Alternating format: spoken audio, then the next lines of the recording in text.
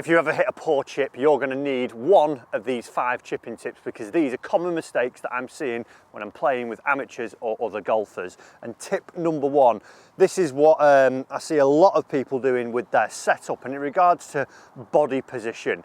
If we think back maybe 10, 20, 30 years ago, chipping's changed how it was actually taught a little bit. And if we look at that, I've got my target up here. If I were to just use this other club as a little bit of an alignment aid, you would see that my body would generally be parallel in all my golf shots. But what I see from a lot of amateurs is that as they stand to chip, they stand with their feet severely open to the target, so really pointing off almost at a 45-degree angle here.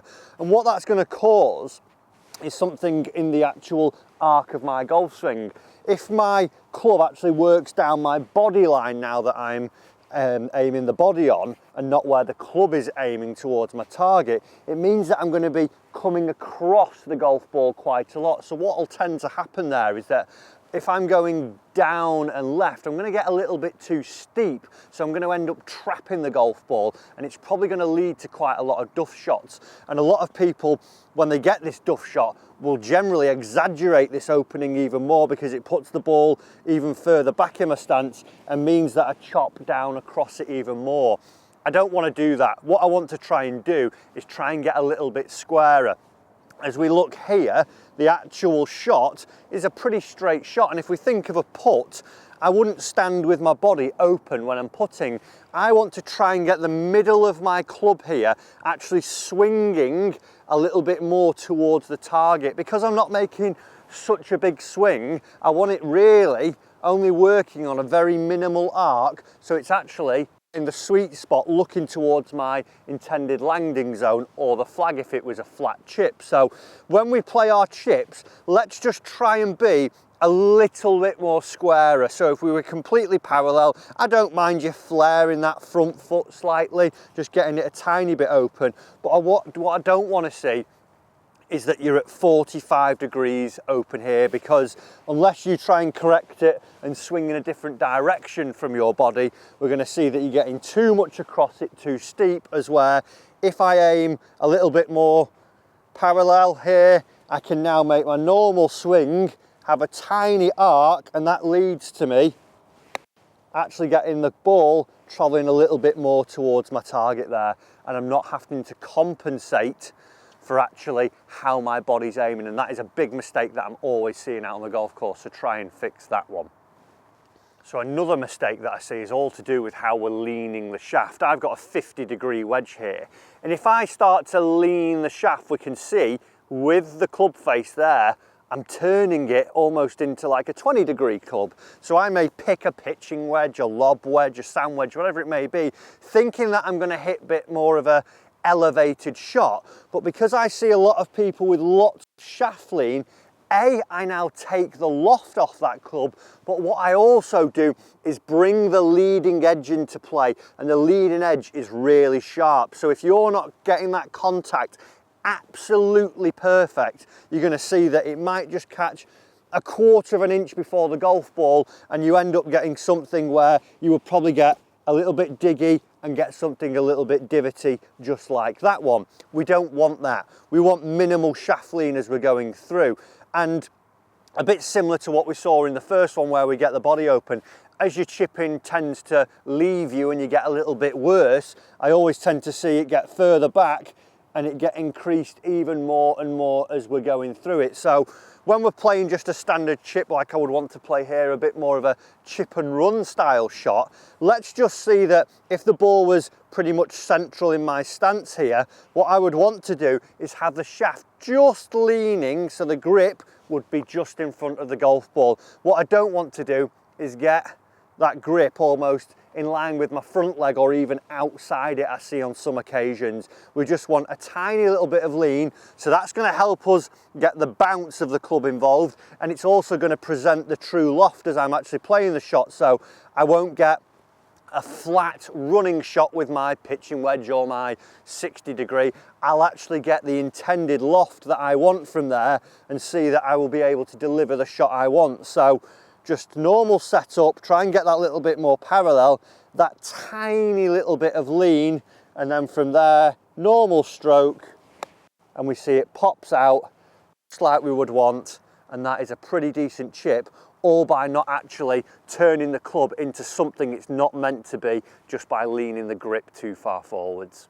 So tip number 3 is all about club selection. Especially over here in England, we're seeing a lot more golf from other continents now. We're seeing a lot of the PGA Tour and things like that. So we see a lot more undulation on greens, and we see that a lot more lofted clubs are being used. Now, when I was growing up round here, a lot of the greens are generally flat if you're at the front of them. Yes, we have fall-offs at the side, but what I was doing a lot of the time was I was generally always playing the ball along the floor with a 7-iron.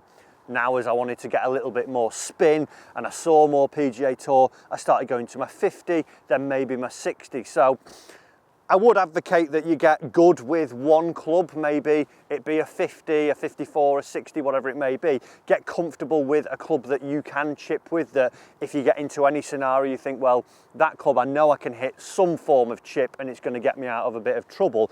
But what I would say is, don't always be quick to go to that most lofted club. If I faced a shot something like this here, where I've only got a couple of steps and then I'm actually up onto the green, and then all the way from here is just a straight run up to the green.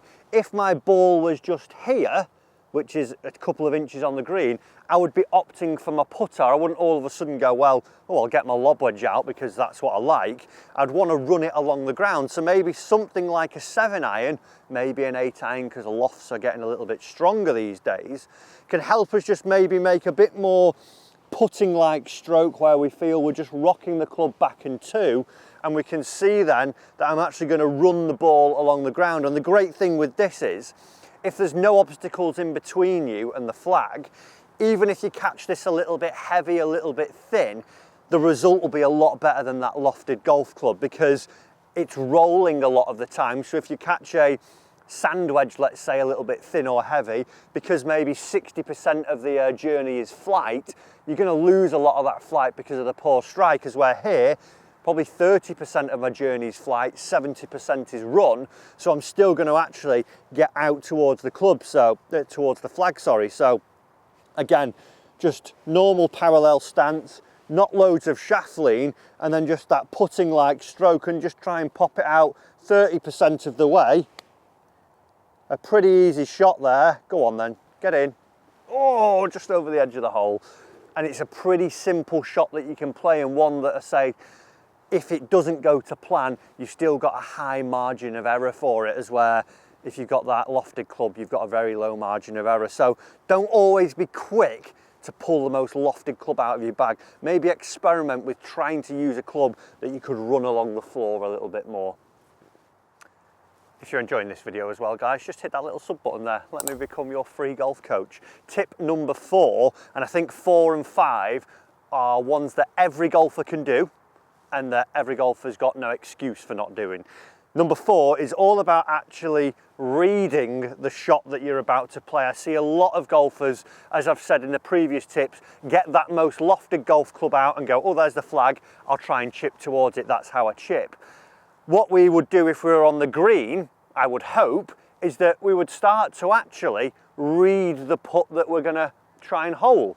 And we need to do that with our chips, because when we get round the greens, like I've got here, I've got some undulation on a slope here. I've then got quite a lot of fringe grass. Then I get to a point where I've got about 4 or 5 paces up onto the flag, and the green's actually sloping a little bit this way. So if I'm unaware of how my ball is going to journey towards the flag, I've probably not got a good chance of actually getting it close to the flag, and obviously we want to get it close and make the putt as easy as possible. So what we need to actually do is take time to read our chips, and then from there we need to try and pick a landing spot where we think the ball will best be suited to land, to let it gather towards that flag. So for me, I know that I wouldn't be able to play that running shot because I've got an upslope here, I'm going to kill it straight away. I would want to then maybe land it somewhere up round here, so that first bounce will be pretty soft because I've not got loads of room, and I don't want to play it left of the flag because I know everything's falling this way, so that's going to take it further away.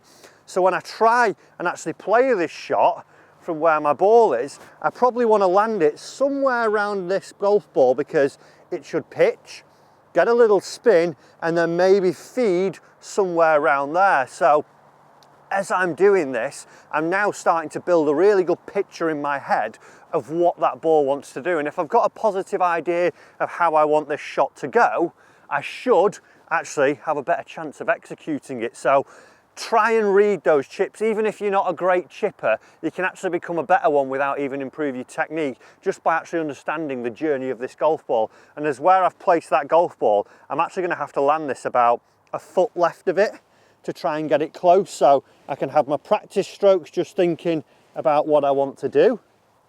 And then from there, I know the shot, I know the flight, I can land it where I want to.